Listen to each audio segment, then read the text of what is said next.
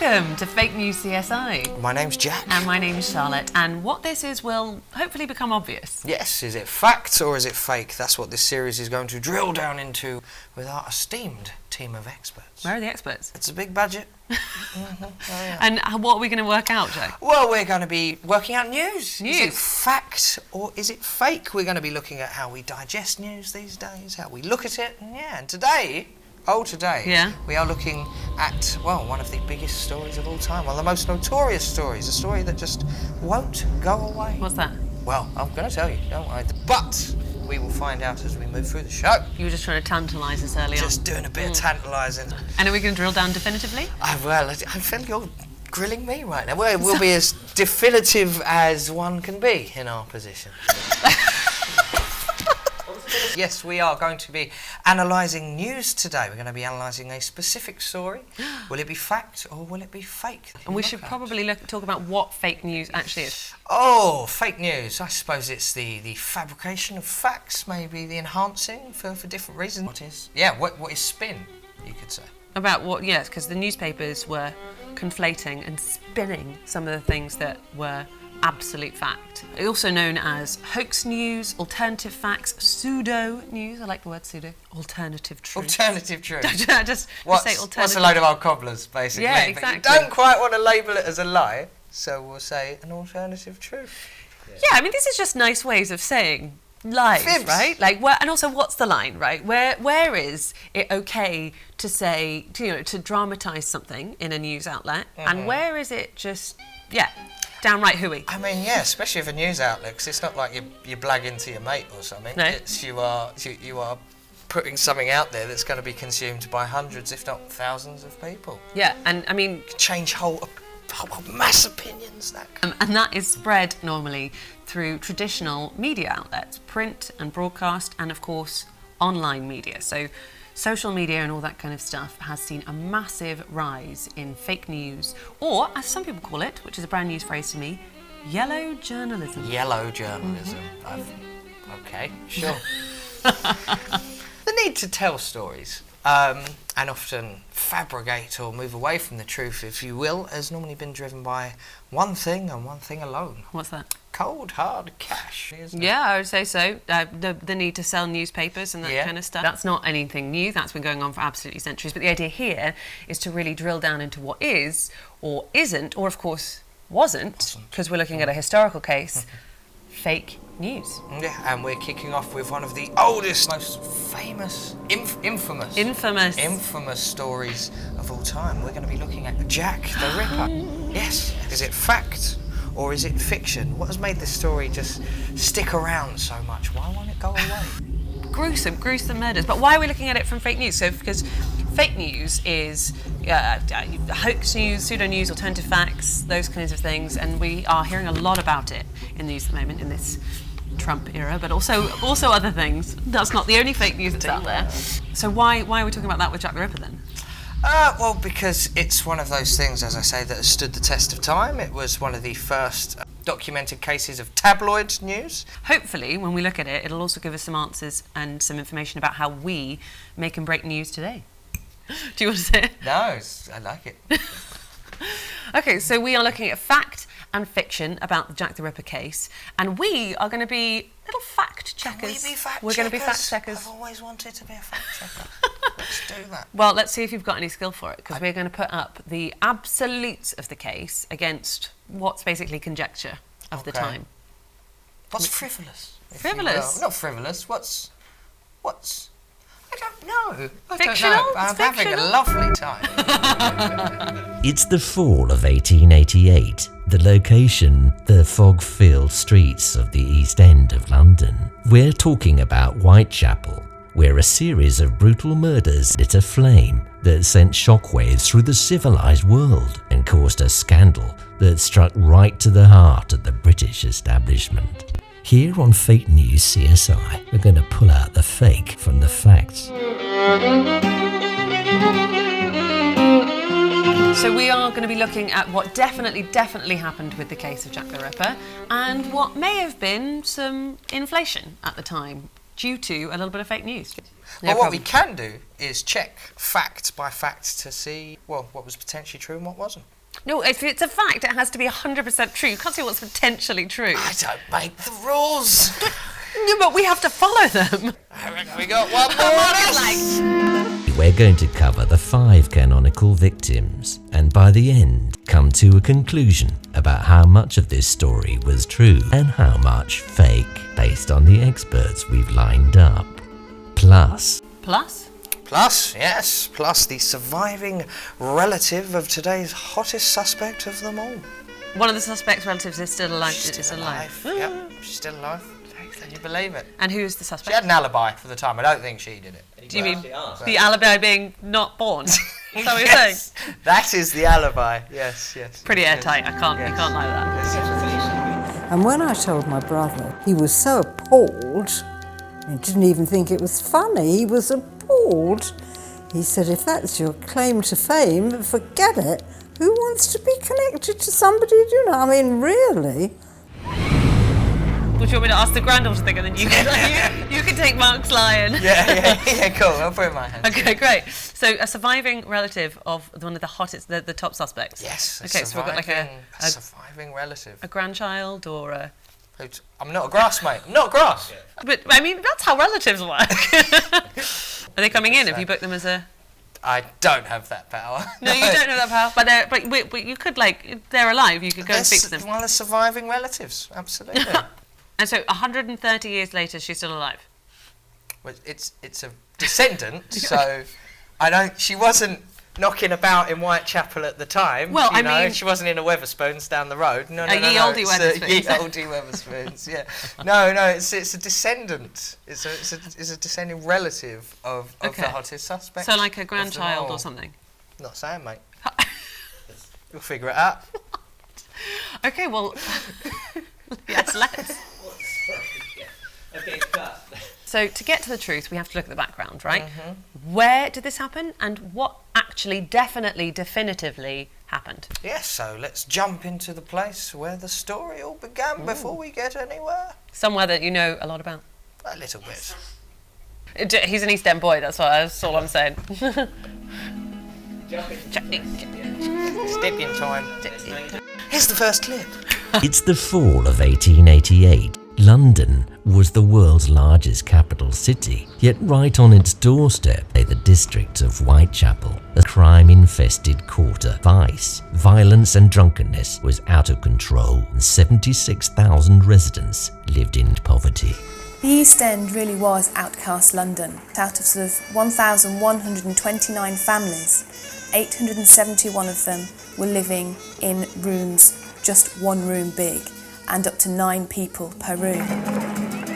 Known as the Abyss for good reasons, particularly in Whitechapel, the slum-ridden warren of overcrowded lodgings, gangs roaming the streets, became the place where the authorities thought that revolution was likely to kick off.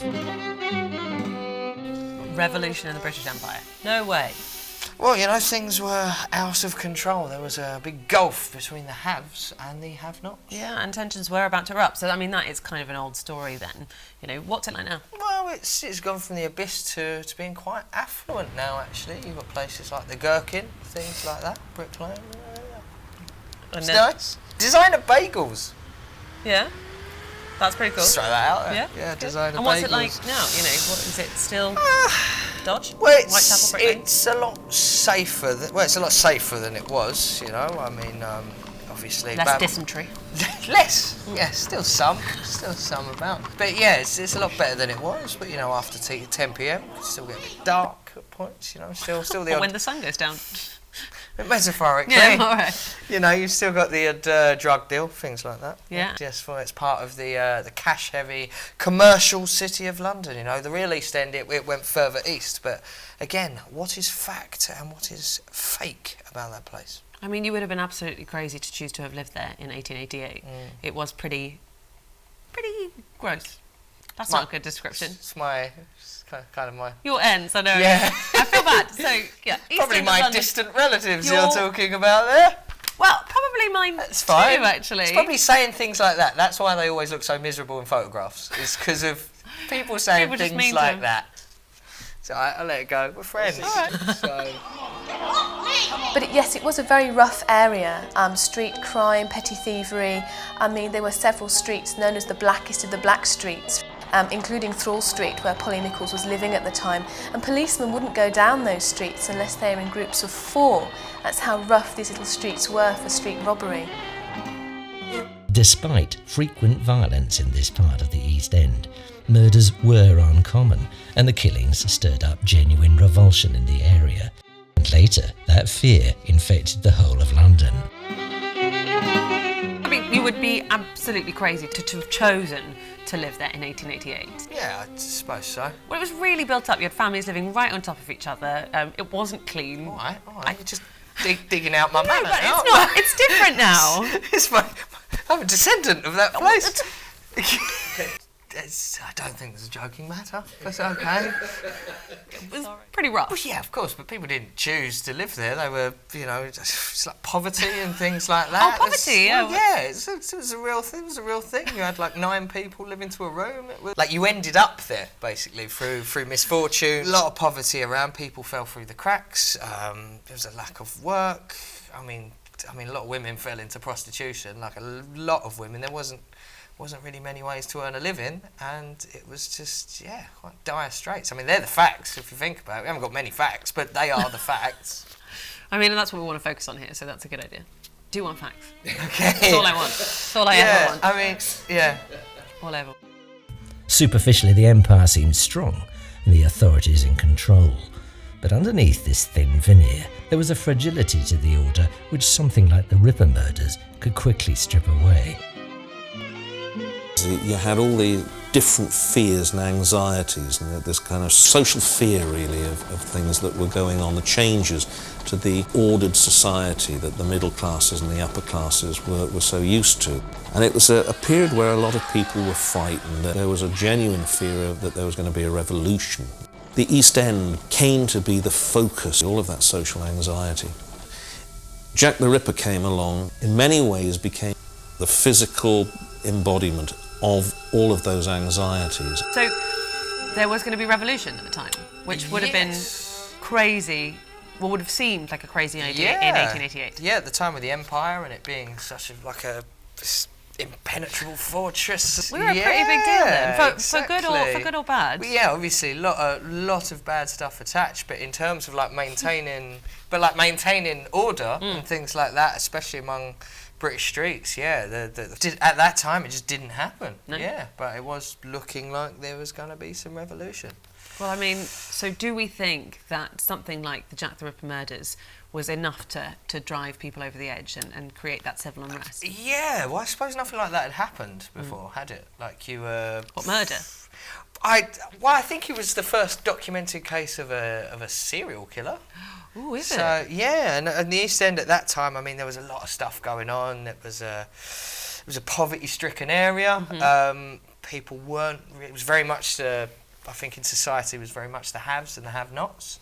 And yes. it was a difficult time to be alive. Like gin was super cheap, and so everyone was getting mangled all the time, and women were turned to prostitution. Like, it was probably wasn't the most comfortable time to be alive, shall we? People were in kind of dire straits already, so then all of a sudden you chuck a meat-cleaving maniac around, lopping off body parts. Well, not lopping them off, he's just carefully taking them out, but that's something we'll come into. Are you a sympathiser? A sympathiser? You sound like a Ripper sympathiser. I've heard about you. Oh, not sure how comfortable I feel sharing a beautiful table with you. Well, you'll have to get used to that. Okay. It's going to be a long old show, isn't it? Yes. Okay, so what do we know about Brick Lane, Whitechapel in 1888? There was a lot of kind of dark, dingy back streets. So, well, there's still dark, dingy back streets now, but yes, I see what you're saying. But they would be better lit now. Very true. They would be better lit Some now. CCTV, and so maybe. yes, so if you had a lot of in-depth knowledge of the layout of the place, it would probably be fairly simple to slip through undetected. Yeah, it would probably be easier to commit crimes and go undetected than someone who maybe didn't have as wide a knowledge of the place. Okay, so you're saying it was dodgy anyway because there was a lot of people, there was a lot of crime. A lot of crime. And then, of course, we get a serial killer. Well, a murderer that then turns out to be a serial killer probably. He did some murdering. I think we could settle on that. There was definitely murder. That is 100% a fact. We know. You heard it here first, guys. 100% fact. I'm breaking Jack news the now. Ripper did a bit of murdering. He whopped some out. He whopped out a clear bit of murdering. If we believe, we get nothing else from today, we can establish that Jack the Ripper did a was bit of murder. indeed a murderess. Did a bit of the murder. Yeah. Officially, there were only 5 Jack the Ripper victims, although there were 2 other murders that happened before that of Polly Nichols, which most history books considered the first Jack the Ripper murder. The murders of Emma Elizabeth Smith in April 1888 and that of Martha Tabram or Turner in August 1888 are considered by some people to have been the early sort of works of Jack the Ripper. Fab. So, there it... You alright? You with me? I'm just doing some important Ripper business Okay, here. great. Can't see you working hard. Very important Ripper business. I need an adult. Alright. I'm ready. Okay, so there wasn't really any change there then? No, and behind the scenes, well, in the background, things were falling apart, and the newspapers, they were about to build upon this fear. So the newspapers created this hysteria around the story, and little did they know that they were about to give birth to the Jack the Ripper legend. Yeah, and things were about to get a whole lot worse.